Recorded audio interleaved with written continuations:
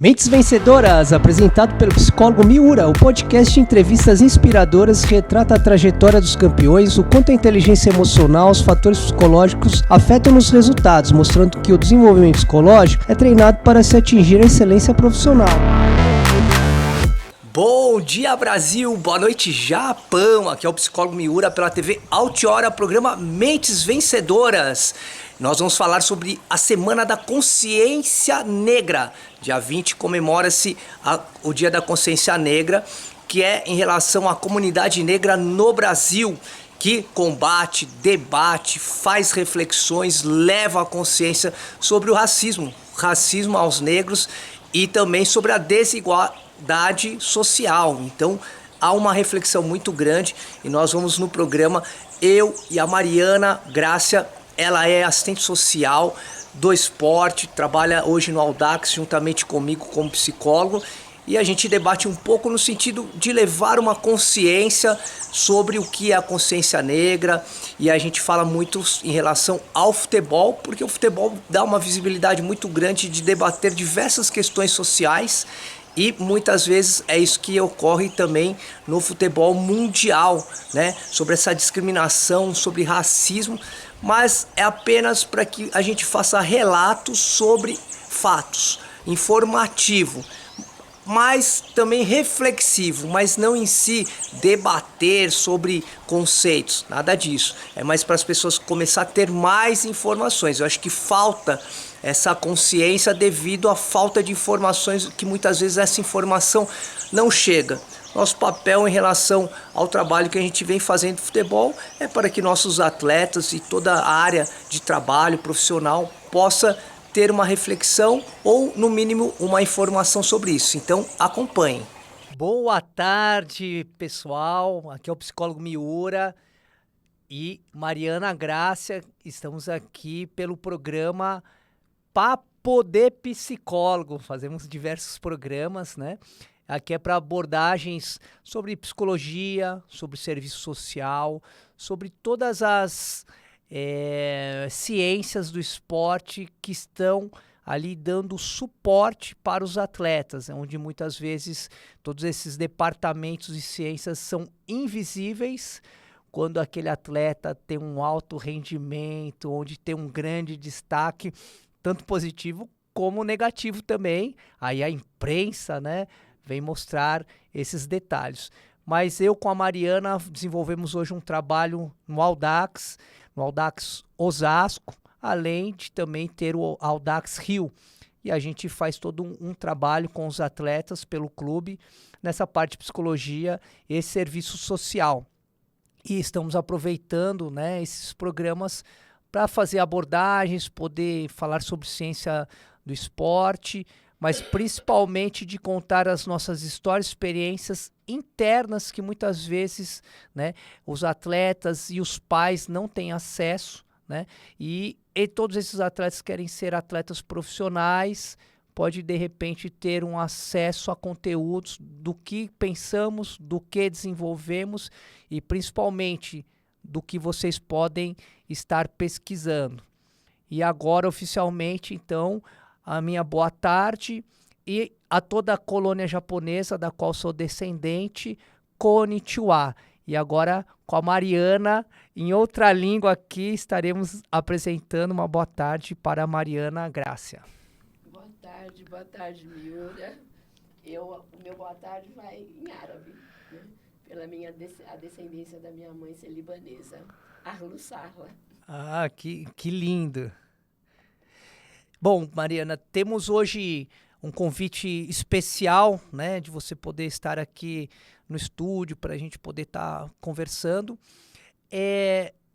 Estamos próximos aqui, né, de uma semana extremamente importante na sociedade brasileira, mas não só na sociedade brasileira, como também no mundo, né, sobre as diversidades, sobre a história que nós não podemos negar, né, das nossas origens, né? E Brasil, para mim, é o meu país, né, de coração, meu país natal, né? Sou extremamente patriota no sentido de falar que sou brasileiro, nas oportunidades que viajei, né, para outros países fora daqui do Brasil, e sempre com a felicidade de ir com uma camiseta, né, amarela, né, canarinho que chamamos, né, isso representa na verdade o futebol brasileiro, né, e então sempre estive de amarelo, essa brasilidade, que quero apenas dizer, por mais com fenótipo, né, de asiático, de oriental, de japonês, que é a origem da minha família, mas dizer que ser brasileiro é essa multicultura e é isso que me enriquece. Acredito que é um dos povos mais bonitos a serem estudados, né? Porque muito estudado, porque tem uma diversidade tão ampla e nós somos uma mistura de tudo isso. E a gente hoje vem falar um pouquinho sobre a consciência negra, né? Então vamos falar dessa semana importante, depois vou dizendo um pouquinho da minha particularidade, da minha relação também com os povos africanos. Eu acho que é uma data importante, né? E eu até fui dar uma olhada, porque, sinceramente, eu não sabia muita coisa. É o Dia da Consciência Negra, ok, né? Mas o que trouxe tudo isso, né? Então, interessante, muito interessante.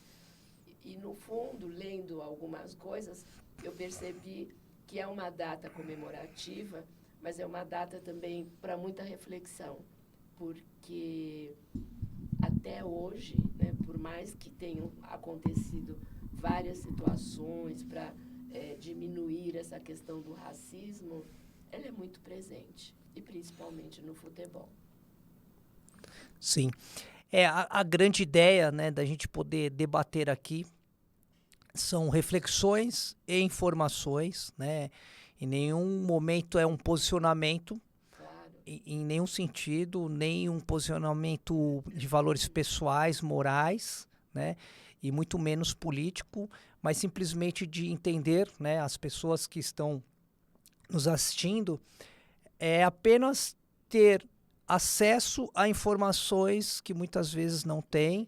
Eu acho que eu posso falar da minha visão e experiência em relação à psicologia e principalmente falar do esporte, da qual trabalho bastante, mas também trabalho na área clínica, na área educacional e até também na área psiquiátrica, né?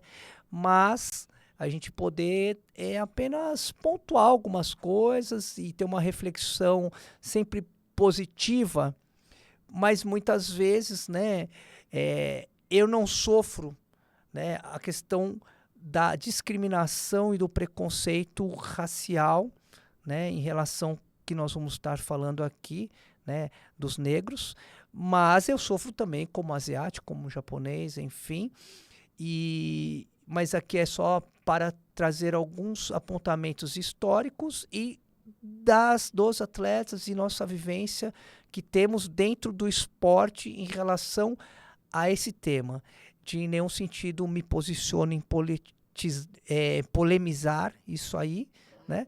Mas para que a gente possa, de repente, ter uma posição melhor perante ao outro, ao próximo, ao ser humano, da qual eu e você nos falamos muito dentro do clube e que essa voz chegue à Federação Paulista, à CBF, à FIFA, enfim, no sentido de que nós profissionais do futebol, nós trabalhamos para o desenvolvimento humano em primeiro lugar, antes de ser atleta. Sem dúvida. E realmente a minha posição também, em nenhum momento é para criar algum tipo de polêmica. É mais com o intuito de informar, né, porque existe essa data, né, o que já foi feito e o que a gente espera que aconteça, né? É mais um informativo mesmo.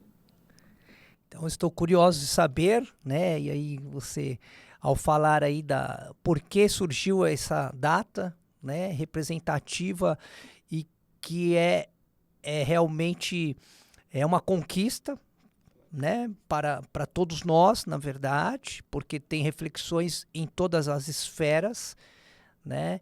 E falar de que dentro das minhas pesquisas, né, e dentro do futebol, é difícil identificar qual foi o clube brasileiro onde surgiu e agregou, né, os negros. Por quê? Porque o futebol surgiu no Brasil de uma forma elitizada, onde vem através, né, de fábricas que haviam essa prática esportiva, né, e clubes que surgiram, né, clubes que eram de quadros associativos, onde esses sócios associados representavam o clube.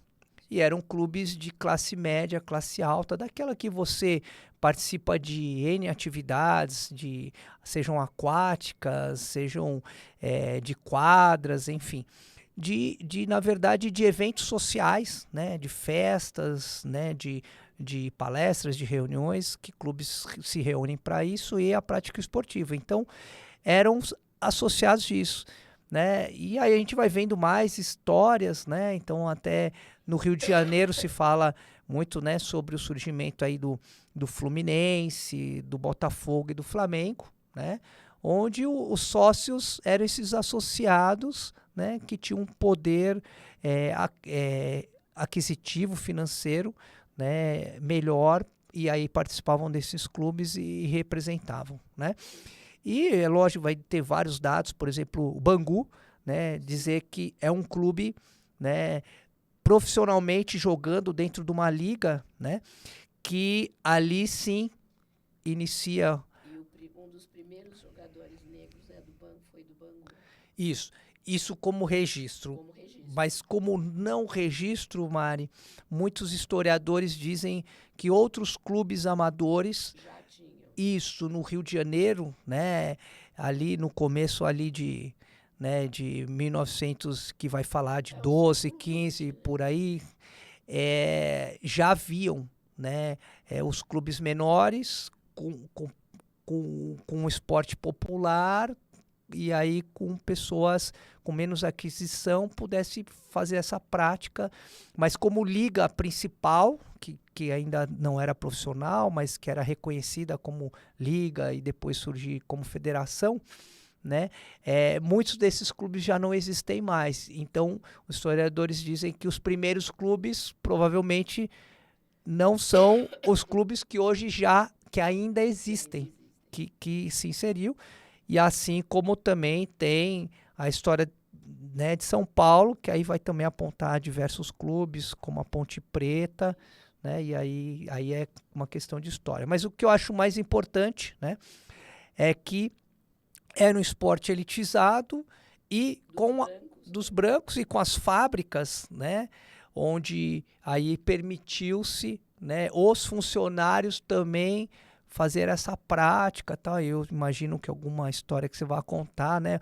O próprio quando determinaram que não participassem mais, né, clubes que pudesse permitir o negro jogar futebol nas ligas principais, o próprio Bangu ele sai da liga por não aceitar. E aí tem várias expressões do esporte através desses estudos que surgiram, da qual eu não sabia. E aí apresente um pouquinho, que aí eu conto dessas nomenclaturas. É uma coisa incrível, né? Porque era um esporte dos brasileiros brancos, da alta sociedade, né? E num momento em que estava muito acelerada a industrialização, então, de uma certa forma, eles precisavam também agradar as pessoas que trabalhavam nas fábricas e resolveram que eles poderiam também estar jogando futebol junto, que era uma forma de todo mundo estar se divertindo um pouco, né? Nada profissional. E aí começa toda uma história, né? Que nos traz até hoje como a grande paixão nacional. A partir de 1930, já começa a acontecer de uma forma bem velada, né, o racismo com os negros, né? Porque aí, como você falou, já começam a exigir algumas situações onde o negro ficava de lado, que não podia, dando prioridade para o branco, né? E isso é século XX e acontece até hoje, né? Só que, felizmente, acontece até hoje, agora com mais consciência, né? Já existem leis, existem uma série de questões políticas a qual ajuda, né, o negro para que possa ter os mesmos direitos que os brancos. Isso é uma coisa inerente nos dias de hoje, né? Mas não existe, né? Não existe, a gente sabe. Eu acho que existe uma fala muito bonita. Na segunda-feira a gente vai ouvir uma série de declarações muito bonitas dizendo o progresso que aconteceu, que realmente aconteceu, mas ainda é pouco perto do que a gente precisa que aconteça, né? Sim, é muito a questão da pele, no sentido de sofrer na pele, sentir na pele. Tem depoimentos do Dadá Maravilha. Nossa, aí tem tanta coisa que são eles que estão falando, da qual depois a gente vai pôr links de todos esses estudos e investigações que nós temos feito, né? Isso tem me acrescentado muito, Mari, nessa pós-pandemia que dizemos, mas numa questão psicológica, vivemos ainda a pandemia e agora as consequências nos fatores emocionais, psicológicos em todos os seres humanos, sobre o isolamento, sobre as mortes, sobre a nossa impotência, mas que nos fez também pesquisar, né, nos certificar, estudar, identificar e muitas vezes ter a consciência, né, sobre a nossa história. Então é difícil negar a história, né, da raça humana, a verdade é essa, né? E tantas histórias também legais, positivas, para a gente poder tomar cada vez mais força, né, de que todos nós possamos ser bem tratados. Eu acho que a questão do nosso trabalho, né, seja da psicologia como do serviço social dentro de um clube, que hoje estamos no Audax, né, é mostrar para as pessoas que ali existem seres humanos que se afetam, ou seja, que sentem, né, e que tipo de tratamento, de acolhimento, de suporte emocional podemos oferecer tanto a esses atletas como às famílias, da qual gosto muito que você fale sobre a importância disso, que é o suporte desse garoto, seja aquele garoto que está, eu falo garoto porque o nosso acesso é o futebol masculino, né? E então que a gente tem tanto um atleta que está alojado, ou seja, distante da sua família, como aquele atleta que viaja por horas e horas para chegar ao clube e poder se preparar, né? E essa distância de deslocamento afeta positivo e ou negativamente na carreira desse garoto, né? Então é isso que a gente faz e a gente consegue hoje entender melhor ainda, né, Mário, o que é ter um olhar discriminativo, né? O que é não só olhar, mas muitas vezes um comportamento, um tratamento, né, de exclusão mesmo, né? E aí, imagina, a gente não tem esse dado estatístico dentro do nosso clube Audax, mas a quantidade de descendentes, né, afrodescendentes no futebol no Audax deve ter todo um motivo, um perfil dessa seletividade para dentro do clube, né, dessa identidade do clube e quantos atletas aí, né, surgiram para o futebol profissional, para uma seleção brasileira e até para uma Copa do Mundo. Eu acho que não é dado o devido valor, em primeiro lugar, né? Por todo o esforço que é feito, por todo o sacrifício que esses meninos fazem, né? porque a parte, quer queira ou não, a parte familiar sempre acaba ficando muito afetada pelo pouco tempo que eles, mesmo os não alojados, né? Eles ficam muito pouco tempo em casa. É dormir, acorda, toma café junto com a família, vai para a escola, almoça, vai para o clube, pega o ônibus, pega trem, chega, come alguma coisa e vai dormir. Então, tem todo um processo familiar que fica afetado com isso, né? E ninguém pensa, ninguém ajuda nessa questão. Então, a ajuda vem do nosso lado, tanto da psicologia quanto do serviço social, né? A psicologia apoiando os meninos e o serviço social a família.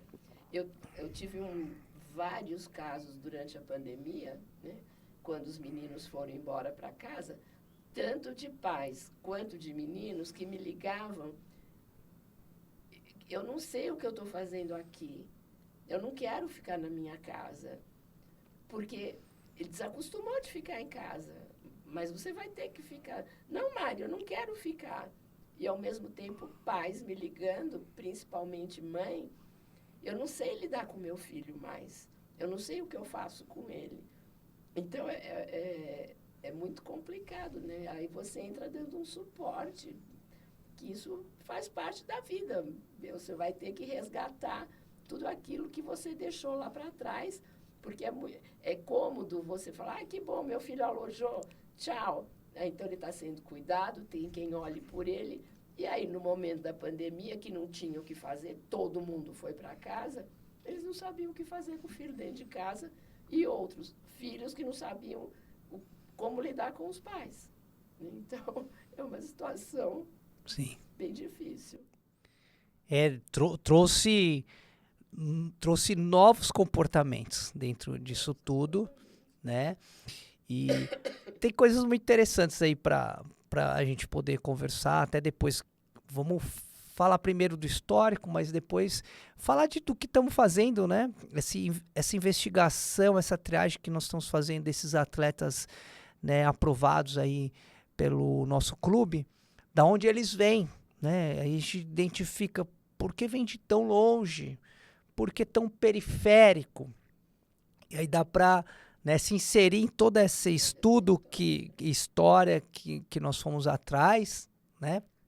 Sobre a falta de oportunidade e principalmente o quanto o futebol e a música permite a ascensão social, né? Como se fosse, nunca tinha parado para pensar, foi só nessas pesquisas e ouvindo atletas falando, famosos, né?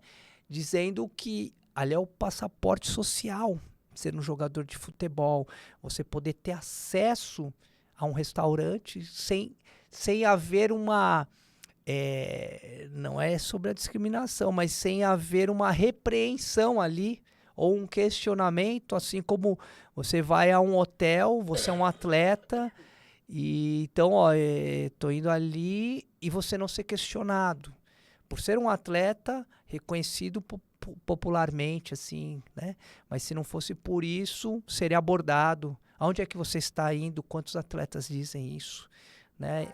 Vários. Enquanto, né, o branco pega e vai, né? E o negro, não, onde você está indo? E aí são depoimentos, depois a gente aponta todas essas pesquisas que nós fizemos para as pessoas poderem ver, e existem diversos programas, né, aí televisivos falando e pegando o depoimento desse pessoal. Mas, Mari, sabe como surge a ginga no futebol? E a gente fala tanto de ginga, a ginga, né, aquele molejo para o que do futebol brasileiro para desviar, né, o drible, para desviar do adversário.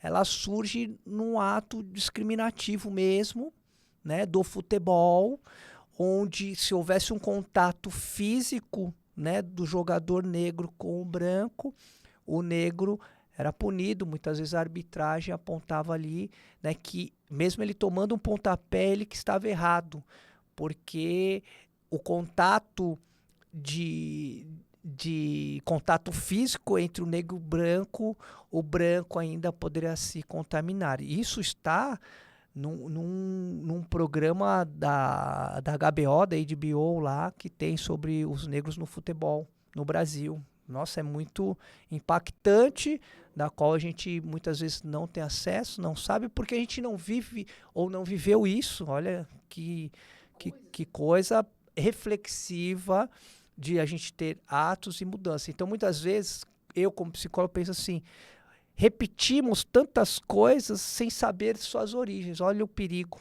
Por exemplo, eu joguei no Juventus, né, da Moca, e nós éramos os moleques travessos. E isso era uma marca poderosa, porque nós éramos realmente os craques brasileiros, né? Só que a expressão moleque, ela é utilizada pejorativamente a criança negra, por discriminação racial. Aquele moleque. Então a palavra moleque, ela não é bem aceita. E aí quando eu lembro no meu bairro de periférico que eu cresci, e eu convivia ali com os vizinhos, né? Onde os vizinhos não permitiam seus filhos jogar futebol de rua, porque só teria maloqueiros, né? E os meus vizinhos, pais, falavam que eu era moleque e eles não poderiam ficar comigo, né? Brincar comigo porque eu era um moleque de rua, né? E eu, ao contrário, sempre pensei, putz, como é bom ser moleque de rua. Era até um elogio da minha parte, sem entender o fundo disso, onde o amigo vizinho não podia brincar comigo, a mãe não permitia, né? E aí moleque vem disso, né? E a outra coisa interessante que me chama a atenção, aí eu não sabia mesmo, da onde vem a expressão torcedor? Também não. Torcedora. Por que é um torcedor? Porque antes nos clubes associativos, os seus filhos jogavam representando o clube e suas filhas torciam da arquibancada. E a arquibancada era a elite da sociedade e a geral era a periferia da sociedade que torcia. E esses atletas, eles viam, ao fazer um gol ou acabar um intervalo do jogo, vinham acenar às filhas, às meninas, e eles falavam que levantavam o braço e falavam ipi, ipi, urra. Todos deveriam fazer isso. Então havia já uma relação sempre do jogador com a torcida. No intervalo do jogo eles vinham, né? Coisa que hoje o distanciamento é cada vez maior do atleta com a torcida, enfim. E a expressão torcedora é porque as mulheres, primeiro que na arquibancada os homens assistiam de terno para mostrar o quanto era elitizado, de chapéu, e as mulheres também de chapéu e tal, sombrinhas, e de vestidos longos. E elas tinham lenços. Carregava-se lenço naquela época. E elas, conforme o jogo, as suas emoções, elas iam torcendo o lenço. Surge a expressão torcedor. Que coisa interessante. Então, futebol, quantas expressões na nossa sociedade existe que a gente não sabe, de coisas positivas e muitas vezes de discriminativas. Bem negativas, né? Muito tristes, porque mexe muito com a vida e o emocional das pessoas, né? Teve uma vez, acho que você até estava junto, eu perguntei para os meninos, né? Quem já via, acho que foi num dos episódios do Vini Júnior, né? Se alguém já tinha sentido a discriminação dentro do campo, como foi, a maioria deles, né? Então, estamos em pleno século XXI, ano 2023, garotos, quando você imagina que uma nova geração vem chegando já com um outro olhar para as diferenças, diversidade, e não é assim que acontece. Então, E vocês veem, então, que é super extenso todo esse informação, debate e principalmente os fatos, né? Temos muitas histórias para poder falar, para poder relatar, além que existem diversos acervos aí, né, principalmente de programas televisivos falando sobre o racismo no futebol, e não só Brasil, mas mundial. E o nosso não é papel, mas a gente se propõe de poder estar levando essa informação a todos os atletas que trabalhamos, e principalmente hoje com uma comunicação supostamente democrática, mais pessoas poderem ter o acesso e poder de repente estar pensando um pouquinho com a gente, de poder estar debatendo, né, no seu dia a dia com as pessoas que estão à sua volta. Então, esse era o nosso objetivo. Tem mais informações, tem mais conteúdo que vocês vão acompanhar, né, sexta-feira, novamente, uma segunda parte desse episódio sobre a Semana da Consciência Negra, que é chamada de Novembro Negro. Valeu!